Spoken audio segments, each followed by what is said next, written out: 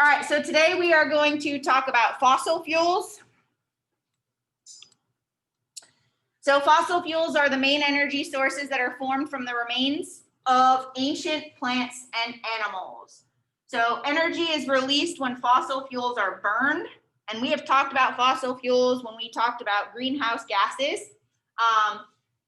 This energy can be used to run cars, machinery, generators, okay? And there are three main types. The first is coal. This is organic sedimentary rock. We talked about rocks, the rock cycle, and how each type of rock is formed. So this varies in the amount of carbon.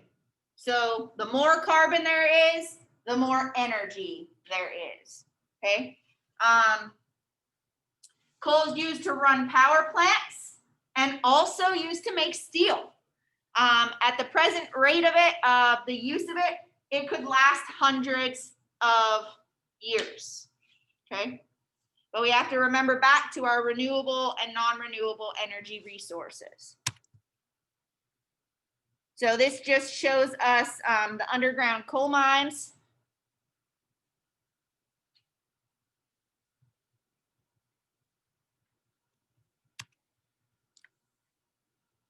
Yesterday, we saw this in our presentation when we had the map of North Carolina pulled up, okay? Peat. What is peat? Peat is a soft organic material that consists of partly decayed plant matter together with deposited minerals. So if you look in this picture, you can tell if you were to look close enough that it does look soft and you can like easily break it. So how do we harvest mine peat? So the following technologies are presently used for peat extraction. There's what is known as a milling method and what is known as sod peat extraction. Anybody ever heard of sod? Nope. Like you can buy pieces of sod. Nope. And put them, you know what I'm talking about? Like you could buy pieces of sod and you can put them like in your backyard or, you know what I'm talking about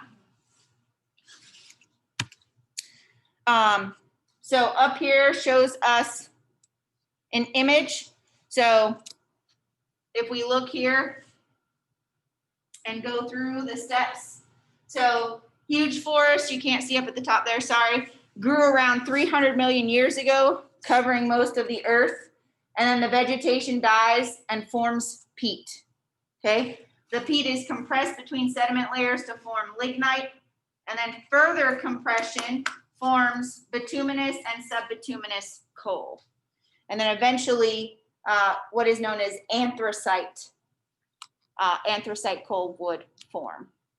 That's that thick black stuff. Anybody ever see that thick black coal? Kind of like shiny sometimes. You know what I'm talking about? Nope. Y'all had to see this kind of coal. So that's the anthracite. So some different types of coal. Peat, which we talked about, soft. Good morning, Ms. Ibar. Can I see Miss Jasmine Collins, please? Yes, sir. Thank you.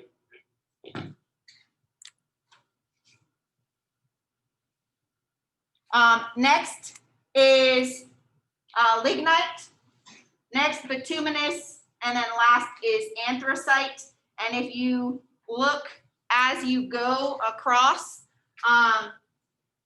you go from low energy to high energy. Okay, so that anthracite is what's going to give you that high energy.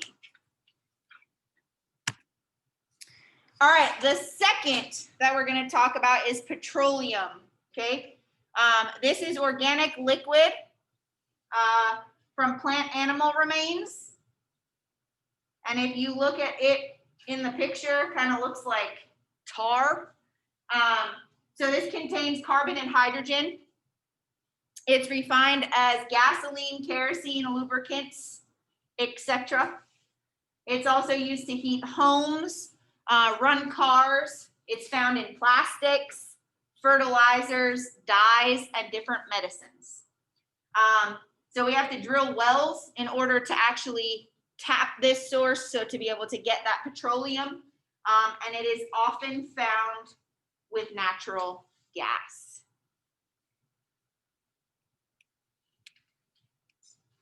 So this just shows us an image of how we actually drill for oil. Well, not we, but those that drill for oil.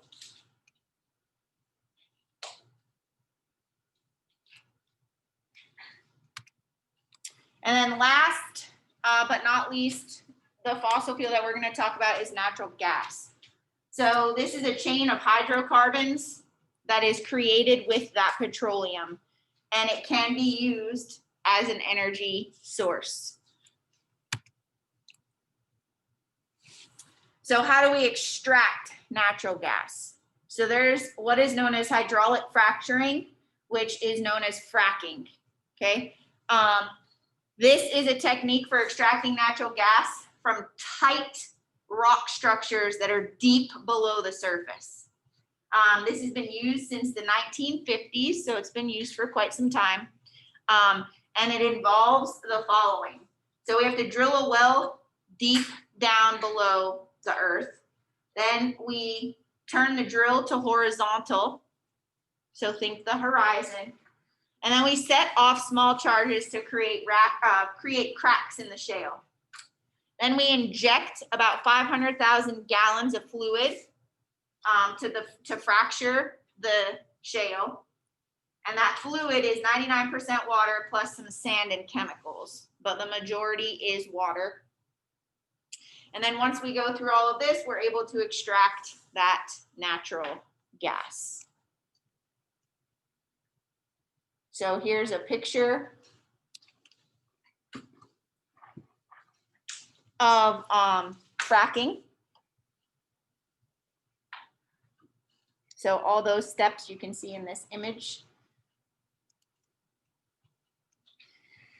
And then one of the last things is the environmental impact. So fossil fuels are also the major source of air pollution. And we talked about this a lot when we talked about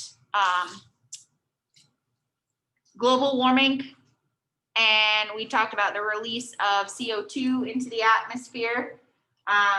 So because this is a major source of pollution, it is the major contribution to global warming, because of all that extra CO2 that gets put into the atmosphere.